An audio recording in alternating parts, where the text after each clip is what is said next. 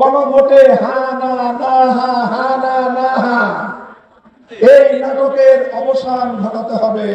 শহীদদের রক্তকে যারা সম্মান জানাতে পারে না, যুদ্ধাহত জুলাই যোদ্ধাদেরকে আজও যারা সম্মান করতে পারে না যথাযথভাবে, দেশের জনগণের ভাগ্য তাদের হাতে নিরাপদ নয়।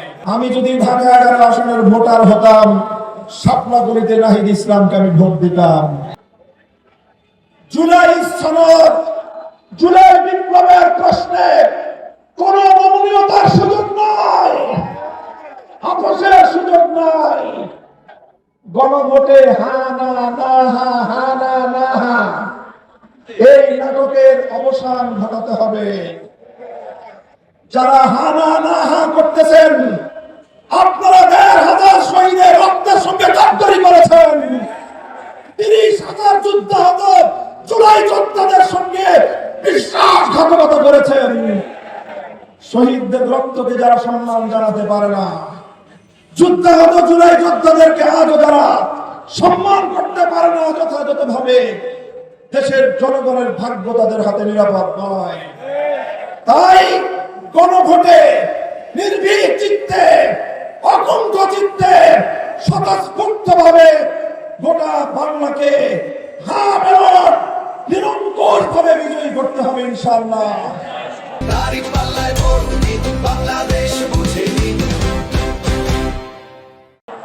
আর ঢাকা 11 আসন থেকে বিপ্লবের মহানায়ক নাহিদ ইসলামকে জাতীয় সংসদে প্রতিনিধিত্বের জন্য নির্বাচন করে বাংলার মানুষের পক্ষ থেকে ঢাকা 11 আসনের জনগণ ভোটাররা, আপনারা জুলাই বিপ্লবীদের প্রতি বাংলাদেশের মানুষের যে দায়, সেই দায়ের ঋণ কিছুটা শোধ করার চেষ্টা করবেন ইনশাআল্লাহ। আমি যদি ঢাকা 11 আসনের ভোটার হতাম, শাপলাগুড়িতে নাহিদ ইসলামকে আমি ভোট দিতাম। আপনারা যারা ভোটার আছেন, এটা আপনাদের পবিত্র আমানতের দায়িত্ব। বিপ্লবের সঙ্গে গাদ্দারি করবেন না। যারা জুলাই বিপ্লবের সবচেয়ে বড় বেনিফিশিয়ারি, আপনারা 1.5 বছরের মাথায় এসে সেই জুলাইয়ের স্পিরিটকে ধারণ করতে ব্যর্থ হয়েছেন।